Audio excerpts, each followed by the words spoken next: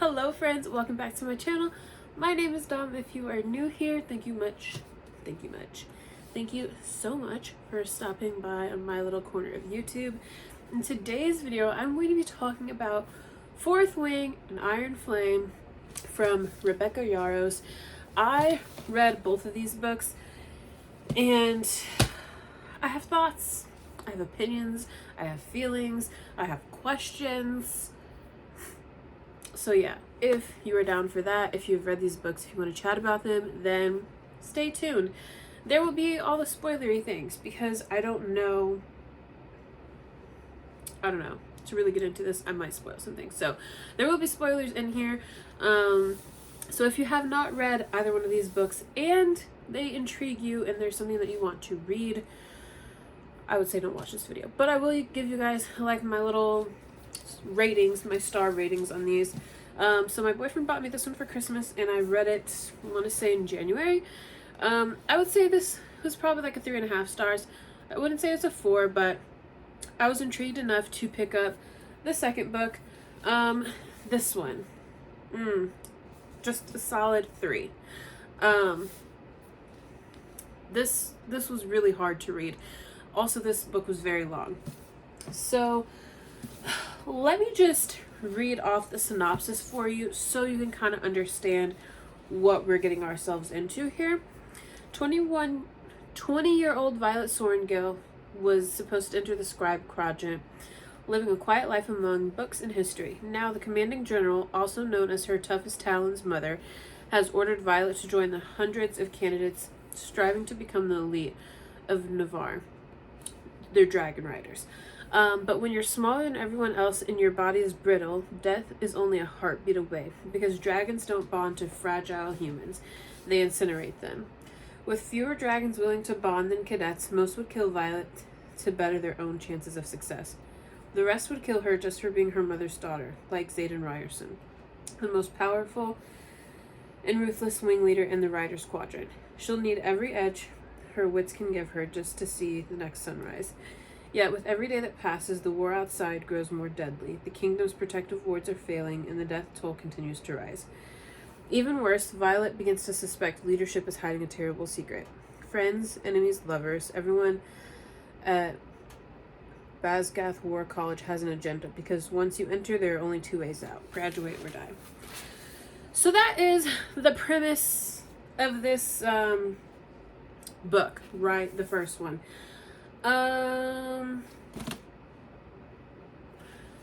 First off, I want to say this Violet, the main character, does not read as a 20-year-old. She reads very, not preteen, but very teenagery. She gives me like 16, 17-year-old, not 20. And she just does, just by how she, like, I don't know, not throws tantrums, but just kind of how she acts, how she speaks. Also, in the book, the amount of times that we hear about her frail body, her shoulders, her, just how like frail, how weak she is, all of these things in this book alone, it gets annoying. Now, what I do believe is, I do think I believe I saw somewhere that she has like this sort of, like disease where it does cause like her bones and her body to be more brittle and more susceptible to breaking. I do know that that is a thing. Like that's a real disease. So I think that's what she has. But it's not specifically stated in here. It's just like, she's so tiny, she's so small, she's so frail, she's so weak. I'm weak. And it's like, can we say anything other than I'm weak? Can we go into your diagnosis? Can we figure out like how, like, can we get some background information into how we discovered this? Because it just seems like, oh, I'm so small, I'm so this, I'm so that, I'm so the other, whatever. And it's annoying, to be honest. It's annoying. Especially if you don't have context about what's actually happening with her. Like, you just hear that she's so weak all the time. It's like, are you just like weak because you're weak? Or is it weak because you actually have an issue? And I feel like if we're going to like give a character a disability, then we need to explain what it is, and we need to make it clear that that's what it is. We can't just be like, oh, like they're so weak, ooh. Because in how many books, you know, it's like, oh, the weakling person and like the most powerful other person, or you know what I'm saying, the underdogs are gonna come out on top, you know. So anyway, that's the thing. Also, I'm sorry I'm yelling, I'm sorry, but also in the book there'll be a sentence, like say for instance this one, they'll say a rider period without period their period dragon period is period dead. We don't need that. We don't need you to put a period after every single word for dramatic effect. We get it. We understand. And I feel like with this writing, especially in the second book, it makes it hard. The flow. The flow is very difficult. I felt like I had to keep rereading pages over and over again because I wasn't getting anywhere, because I'm not understanding what it is that they're saying, because everything is just so choppy. The writing isn't smooth, and I really that really was hard for me. That really was difficult for me, to say the least. Okay, so they have like their own challenges, whatever. They have to cross like this parapet thing. It's giving very Divergent. I don't know. For some reason, it's giving very Divergent. It's giving very faction-y things. So yeah, that was just like one of my things, especially because what were they? Dauntless. It's giving very Dauntless, when I think in the movie they had to run across a moving train or something like that. And then in this book they have to run across, like, I guess this bridge, I'm assuming, that they'll drop to their death on, and it's raining and it's slippery, and their very first day they have to like cross this thing, and people are just dying as they cross it. So it's like they had no training whatsoever. Their first thing to become a cadet is to cross a freaking bridge while it's in the middle of a storm. Like, what? You know what I'm saying? Like, huh? Anyway, so that's a thing. But while she's on this bridge, she's like, this guy, his name is Zayden Ryerson. He is like the one she should stay away from. And of course, he sees her. Of course he sees hers. And then that's just like a whole thing. She's like, oh, I can't like die from him. Like, I cannot die from him. And then freaking Jack Barlow, psychotic, whatever, is over here pushing people off this freaking bridge. It's just like, this is too much going on the first day. They should, I don't even know how they should have gotten to the other side, but I guess maybe just having them cross a bridge in the middle of a storm is the idea of the thing. And then we start to see like some of the dragons come into play. My main complaint about this whole series is, in the book, when we start to meet the dragons, when we start to hear about them, it's very like, oh, you don't look up at a dragon, like, you know, like, you have to respect them, like, the dragons, they don't answer to humans, yada yada yada. They have their own Empyrean, and they have like their own governmental system that they follow, and humans are not privy to that. But you don't ever hear the dragon's point of view. Like, you don't ever hear from the dragons in this whole thing. And it's like, it's weird because like the way that they set it up, like for the riders, for the cadets, to get a dragon, the dragon has to choose you. So it's almost as if like the dragons like have a hierarchy over humans, but then it's like, but we don't hear anything about the dragons, and then the descriptions of them is so weak. Like, I don't know, I'm just like, it's not in depth enough for me. Like, we need to know about these dragons, okay? We need to know what's going on in their government society. I feel like they should have a little more like history and context into them. I feel like the dragon aspect of it is very lacking, because if we're gonna think that these dragons are choosing these humans, why are they choosing them?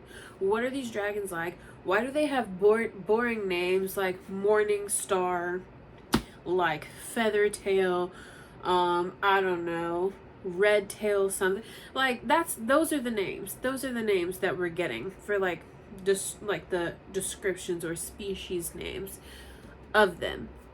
And it's just not giving what it was supposed to give, to be honest.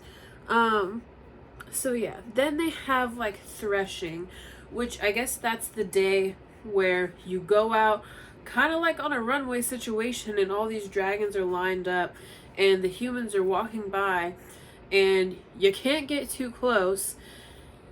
If you run, or if there's fear, anything like that, you just might get toasted by a dragon. So yeah, that's also a thing. But of course, little Violet, Miss Sorengale, Cadet Sorengale, she finds herself protecting this gold dragon that she sees. We later learn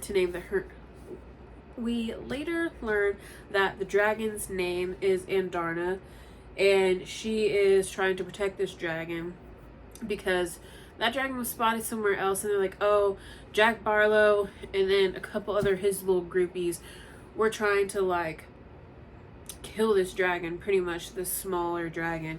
And Violet is trying to like protect this dragon, although she can barely even protect herself, and tell the dragon like, hey, like, you know, whatever, these people are trying to kill you. So she like tries to stand up to Jack Barlow, and then Xaden ends up like, what is that? Witnessing what happens with his dragon, Scale.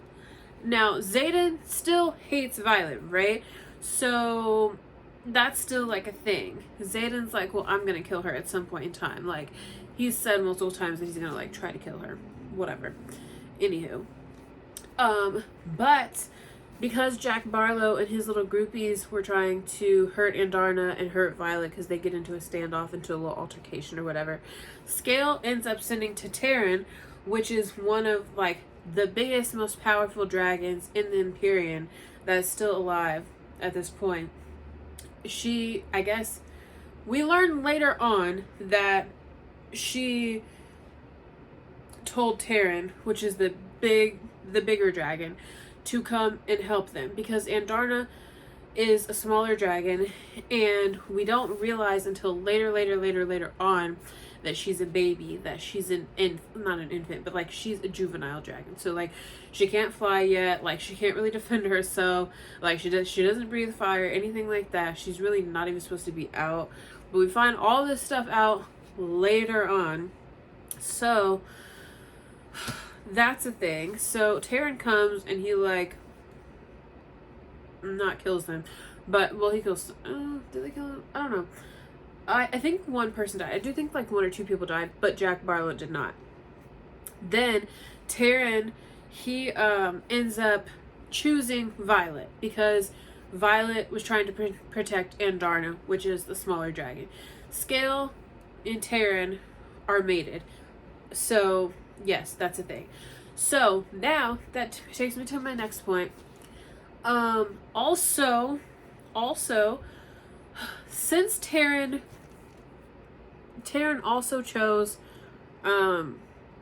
Violet as his rider, but so did Andarna. So the weakest link has 2 dragons, bro. 2 dragons. 2 dragons? Like craziness. So little poor weak Violet has this big ass dragon, and anyway, whatever. So that's a thing. And then that's never happened before. So when they get back, they're like, okay, the Empyrean has to approve whether or not Andarna and Terran can both be like bonded to Violet, and they say it's okay. So that's a thing. Whatever. What was my next point? What was my next point? Oh, because Scale and Terran are mated, there are mind links. So Terran and Violet have a mind link. They can communicate. Xaden and Scale have a mind link. They can also communicate. Because these 2 dragons are mated, Xaden and Violet can communicate through a bond together as well. So, I have a question about this, because why is it because they're both of their dragons are mated that they have a bond together? That doesn't make sense to me. Also, why is it that their lives are also intertwined? Their mortality is intertwined with each other.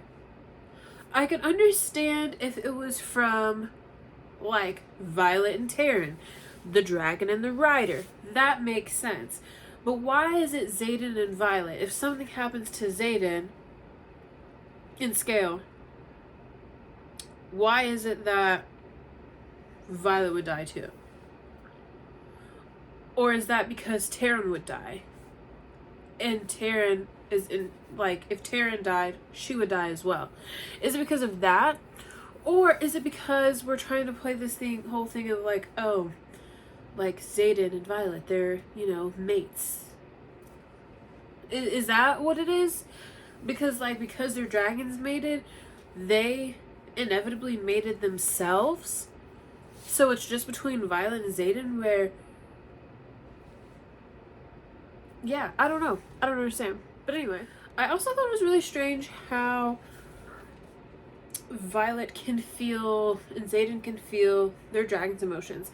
And I understand their emotions, but what I thought was a little questionable was that they can feel their, like, their intimate emotions. You know, they can feel that they're turned on. They can feel that, you know, they want to get the dragon lovies going.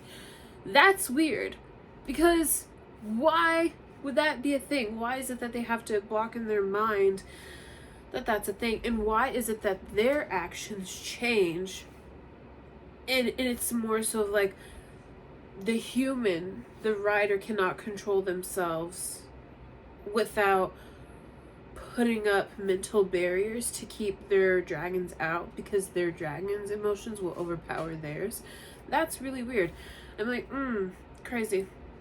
Because why is it that they're one entity of this bond's emotions are overpowering the other ones? And it happens in the book. And it's just, I don't know. Anyway, like I said, I have questions. But yeah. So, much about the first book, I don't really know. Oh, we learn at the end of the book that Brennan, her brother, is alive. And I was like, okay. How is he alive? I mean, who did we burn? How is he where he's at? Does he have a dragon? Like, how is he leading a rebellion? I have questions, because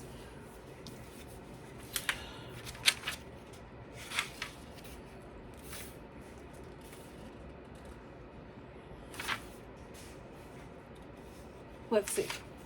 Let me find it.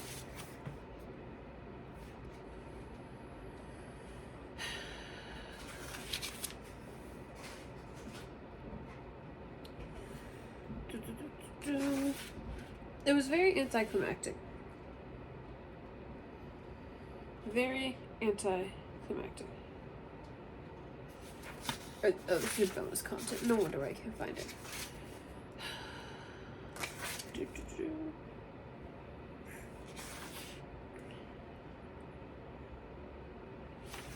Let's see.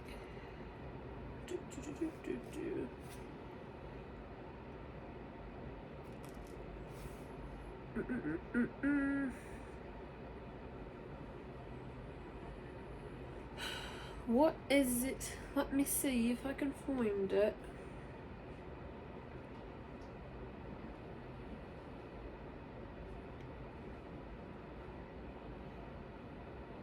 Okay, so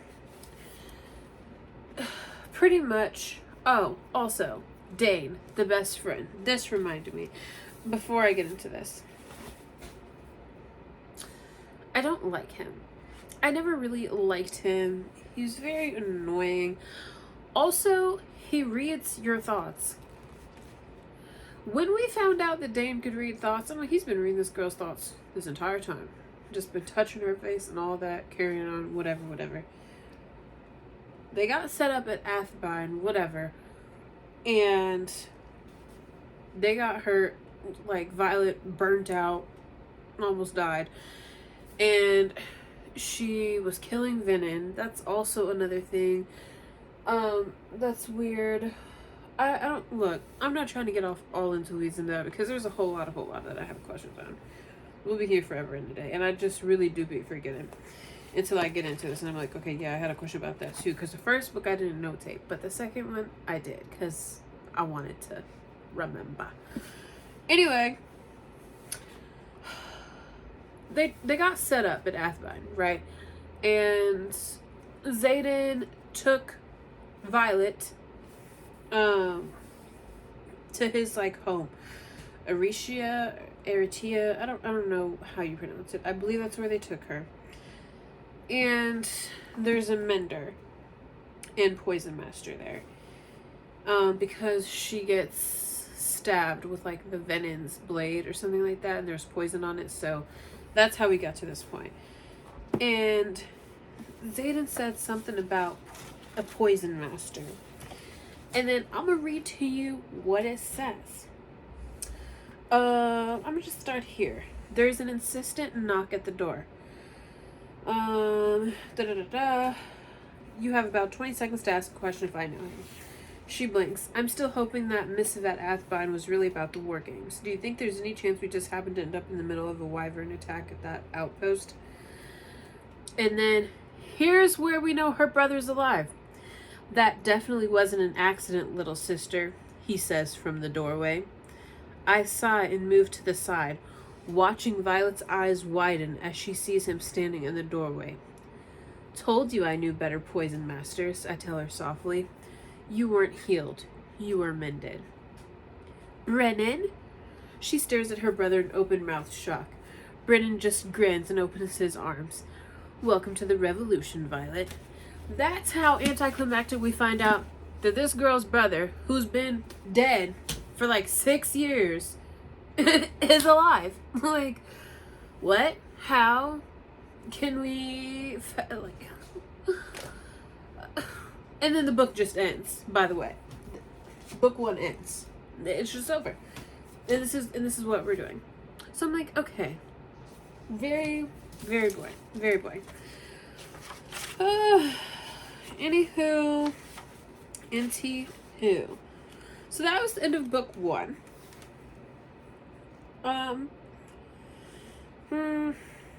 Yeah, I don't know.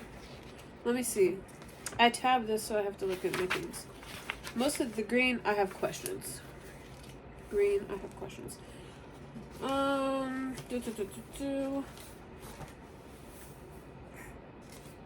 We meet Solace, the orange dagger tail. He's kind of mean. He's kind of unstable. Let's see. Who else? There's just like a lot in this book, to be honest.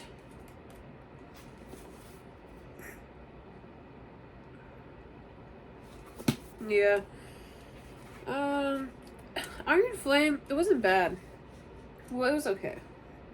It was just really long.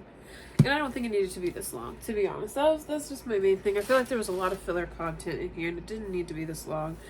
It was like 623 pages long. It was a lot. We find out more about the revolution.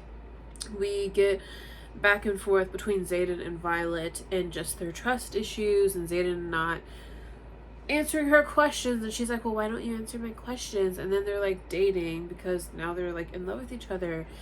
And then, you know, in the first book they had this like hot and heavy romance where like they wanted each other, but then they weren't gonna have each other. And then so that was the whole thing too. I mean, their romance is okay, it's fine. I don't really have like I mean, it's okay.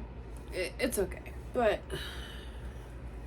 now because their dragons are mated, they can't be away from each other for more than like a week. So they have like an authorized leave that they get to go on. And then if Violet doesn't, You know what I'm saying? Like, if they don't cooperate, then they won't be able to go on leave to wherever the other one is, and they switch, because Xaden is stationed somewhere on an outpost, and then she's back at the college because she's only in her second year. Xaden is in his third year, so he is actually doing more things. So yeah. So that was the thing.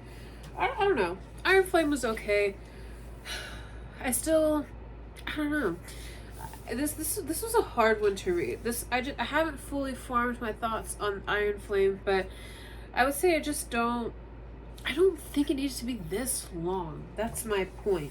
Because it's like, when I start thinking, I'm like, what needed to be 600 pages long? Then we find out that her mom kind of is like a good person. Like, she's a bad person, but then oops, she's kind of good. You know, and it's like, it's just not really doing what I needed to do. We also find out that Andarna, she goes into this like sleep state because she did have powers, but because Violet used them in book 1, it caused her to speed up her growth rapidly. And so not only did she lose that gift, but then she had to go into her deep sleep so that she could grow.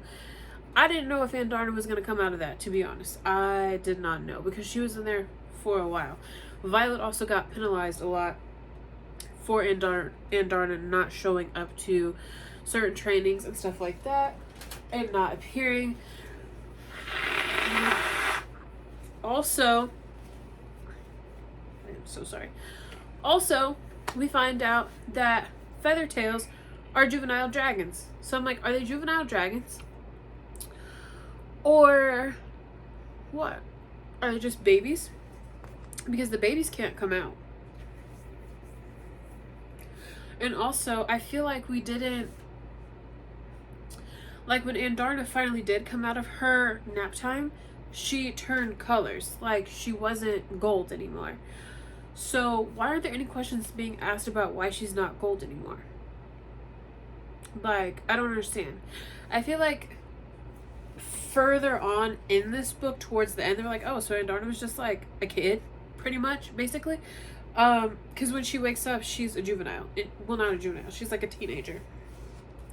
So she's like angsty and moody and cranky and crabby and all of that good stuff. And I don't know. I just love Andarna, to be honest. I love like the commentary between the dragons, especially like Terran and Andarna, because it's like very like daddy-daughter vibes. So anyway, but yeah, I don't know. This series is interesting for sure. Will I read the rest of it? Maybe. Probably so. I think there's one that comes out 2025. January of 2025. I believe. I will probably read it. The end of this book, though, kind of pissed me off. I don't like that Xaden is Venin or whatever. Why? Why would we do that? It's feeling very like we're reaching at this point. I didn't like the ending. I just didn't. I just... Like how did it happen? That's what I'm not clear on. I might have to go back and reread something or look it up, because there's just so much content to digest within this book that I don't really... I don't know. I feel like I zoned out. But I don't understand. So, yeah. At the end, he's like, I don't... Then freaking Jack Barlow, that rose from the dead. Nolan, you have better things to do than try to keep Jack Barlow around after a mountain pass collapsed on him. But I digress.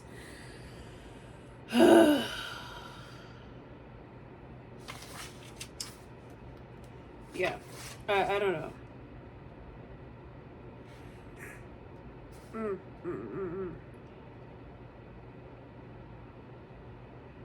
Ugh.